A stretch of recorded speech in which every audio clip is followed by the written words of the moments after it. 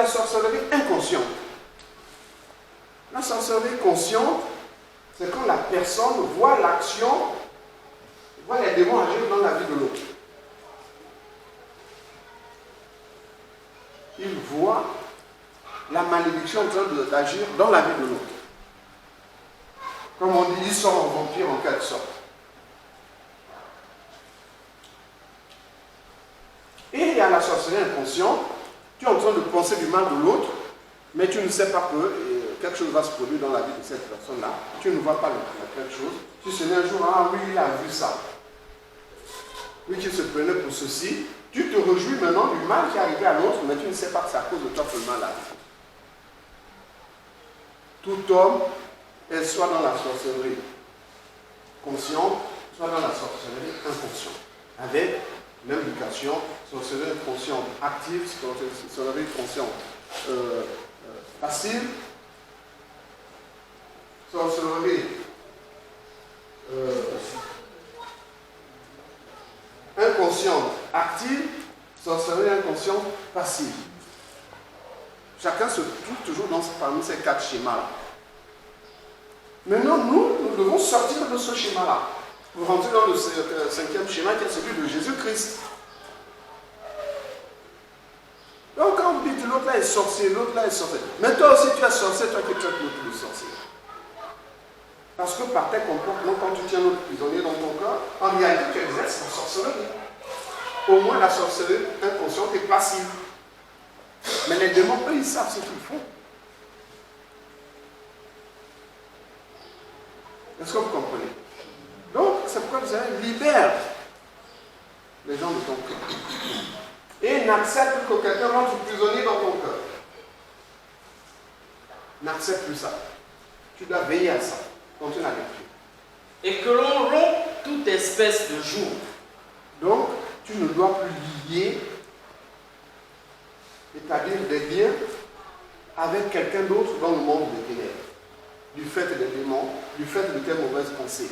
Tu ne dois plus établir ce genre de lien. Le seul lien, c'est l'amour. Aime ton prochain comme toi-même. Oui? Partage ton pain avec celui qui a faim. Développe en toi la générosité. Oui? Et fais entrer dans ta maison les malheureux sans asile. Donc ça, c'est la nature que tu dois maintenant développer pour remplacer l'ancienne nature. Oui? Si tu vois un homme nu, couvre-le. Voilà. Donc tu dois maintenant changer ta relation avec les autres. Oui? Et ne te détourne pas de ton semblable. Voilà. Il appelle l'autre ton semblable.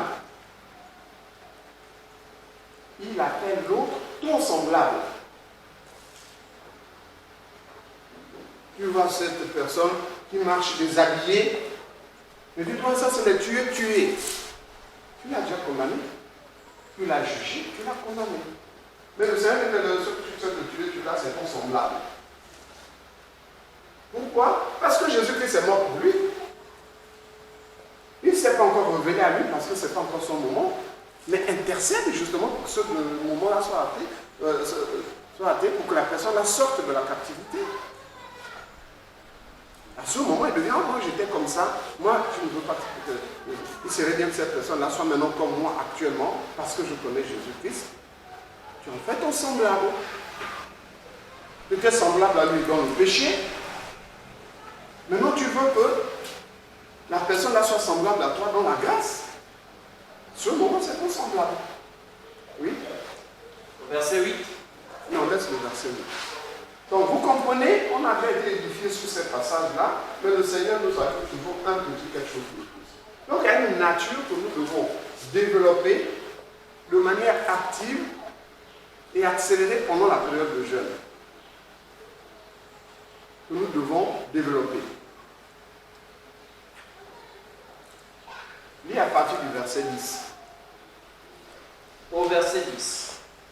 Si tu donnes ta propre substance à celui qui a faim, si tu rassasies l'âme indigente, ta lumière se lèvera sur l'obscurité, et tes ténèbres seront comme le midi. Donc le Seigneur nous a permis de comprendre que pendant le jeûne, tu as développé un potentiel spirituel. tu as développé des aptitudes spirituelles. Mais à quoi ça va servir? Vous marchez maintenant selon une nouvelle manière de marcher que Dieu t'a enseigné lorsque le jeûne sera fini. Donc le jeûne, c'est comme le sportif qui s'entraîne très activement à la veille d'un match. Et quand le match arrive, il doit maintenant aller sur le terrain et foncer. Oui. L'Éternel sera toujours ton guide. Il rassasiera ton âme dans les lieux arides. Et il redonnera de la vigueur à tes membres. Donc ce que tu fais là a une conséquence dans le monde invisible. Quand tu agissais selon le péché, il y avait des conséquences dans le monde invisible contre les autres et contre toi-même. Maintenant que tu changes de nature, que tu rejettes la nature pécheresse et que tu revêts la nature spirituelle inspirée par Jésus-Christ à travers sa parole, à travers l'Esprit de Dieu qui est en toi,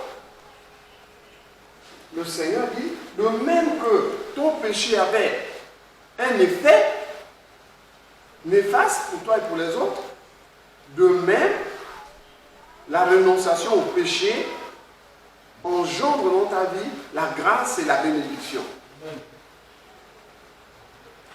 Ça engendre dans ta vie la grâce et la bénédiction. Non seulement ta vie, mais la vie des autres aussi, à cause de toi. Oui. Tu seras comme un jardin arrosé, comme une source dont les eaux ne tarissent pas. Les tiens rebâtiront sur d'anciennes ruines. Tu relèveras des fondements antiques. On t'appellera réparateur des brèches. Celui qui restaure les chemins, qui rend le pays habitable. Donc tu t'arrêtes à la fin du verset 12. C'est bon. Voilà. Donc, le changement que tu opères au-dedans de ton cœur, ce changement-là a des conséquences dans le plan invisible. Tout ce que nous faisons dans le plan visible a toujours des conséquences dans le plan invisible, soit en bien, soit en mal. Maintenant, le Seigneur nous dit, vous avez marché dans le mal, apprenons maintenant à le reconnaître, à le rejeter et à choisir d'exercer le bien. La vie de justice, la vie de foi, la vie d'amour, la vie d'humilité. Et à cause de cette nouvelle attitude, à cause de cette nouvelle manière de marcher, voilà ce qui vous attend. Mais il ne faut pas que ça devienne simplement une lettre écrite et puis ça ne s'accomplit pas dans notre vie. Il y a un problème. Vous devez être pleinement conscient que si ces choses-là ne s'accomplissent pas en vous, c'est qu'il y a quelque chose qui ne va pas en vous. Non pas hors de vous, mais au-dedans de votre vie. Beaucoup d'entre vous bloquent les bénédictions de Dieu par le fait « Ah, comment je vais faire pour avoir ça? Mais qui va me donner ça ?» Tu reconnais que Dieu n'est pas en toi, puisque c'est son boulot de te donner ce dont tu as besoin. Les grâces sont déjà délivrées d'avance et stockées en Jésus-Christ. Mais toi, tu confesses encore le monde, tu confesses encore la peur, tu confesses encore je ne sais pas quelle autre chose, mais c'est ça qui va s'accomplir. Tu t'attends à quoi? Tu t'attends à quoi? Ce que ton corps croit, c'est ce qui s'accomplit. C'est tout simplement ça. C'est une loi de Dieu. Ce que ton corps croit, c'est ça qui s'accomplit. Donc le Seigneur nous enseigne à changer de croyance. C'est tout. Pour être plus précis et terre à terre, changer de croyance. Croyez à autre chose. Quelle autre chose? Ce que Christ nous enseigne. Ce que Christ nous enseigne. Maintenant, nous, pendant ces jours-ci, de manière volontaire et consciente, nous allons apprendre à croire à ce que Jésus-Christ nous enseigne. Ne pensez pas que d'avoir écouté, vous partez chez vous, ça va agir, ça n'agira pas. Parce que vous ne vous êtes pas attaché à cela. Vous n'avez pas médité nuit et jour. Vous avez simplement écouté, vous avez juste enregistré, c'est tout. Ce n'est pas encore inscrit dans votre cœur. C'est inscrit dans votre mémoire. Maintenant, il faut transférer la mémoire au cœur, en quelque sorte. C'est-à-dire permettre au Saint-Esprit de graver ça dans votre cœur. Lis le verset 13 et 14.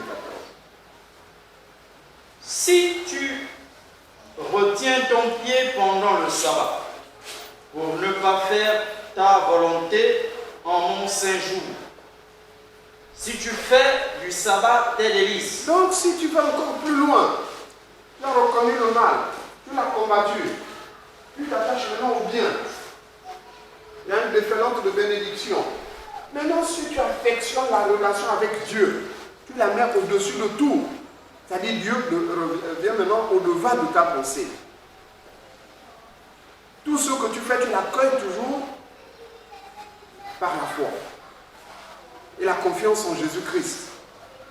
Si tu atteins ce niveau de croissance spirituelle, voilà les bénédictions que tu vas avoir.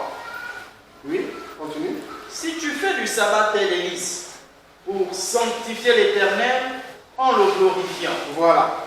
Donc tu sanctifies l'Éternel, tu le glorifies. C'est-à-dire, l'Éternel est ce qui est au-devant de ta pensée, ce qui anime ta pensée. Tu recherches en permanence la volonté de Dieu et non pas ta propre volonté. À partir de là, tu rentres dans un autre type de bénédiction. Tu atteins une autre étape de ta relation avec Dieu, de ta croissance spirituelle. Ça aussi, c'est ce que nous devons rechercher. Pour continuer et terminer. Et si tu l'honores en ne suivant point tes voies, Comme vous voyez bien, excuse-moi, dans la marche que nous devons amorcer, le Seigneur dit, ne suis pas tes propres voies, suis mes voies. Il faut que vous arriviez dans votre cœur, est-ce que ça c'est mon désir à moi ou c'est la volonté de Dieu? Il faut qu'on arrive à discerner ça. C'est une étape dans la croissance spirituelle. Tu as un désir, tiens, je vais porter cette robe. Oui, mais pourquoi tu veux porter cette robe? Je vais porter cette chaussure, c'est le désir de ton cœur de porter. Tiens, je vais aller acheter la chaussure là. Mais pourquoi tu vas l'acheter? Mais la mode, c'est cette chaussure-là. Ça influence de manière inconsciente ton désir. Mais qui a dicté la mode là? Je ne sais pas. Il y a des gens dont le rôle, c'est de relancer des modes. Oui, c'est les gens de la haute couture notamment. C'est de lancer des modes. Mais vous ne savez pas ce qu'ils invoquent pour lancer ces modes-là. Vous ne savez pas. Et vous devenez victime de cette mode.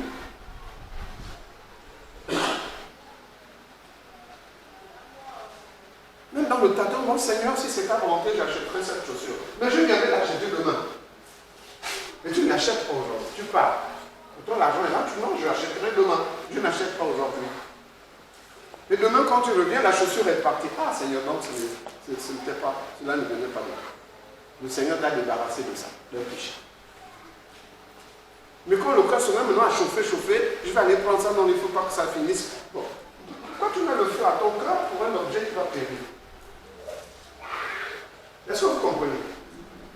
Donc, pour chercher la volonté de Dieu, pour ne pas la connaître, bon Seigneur, je reviendrai demain. Si tu permets que j'achète, j'achèterai.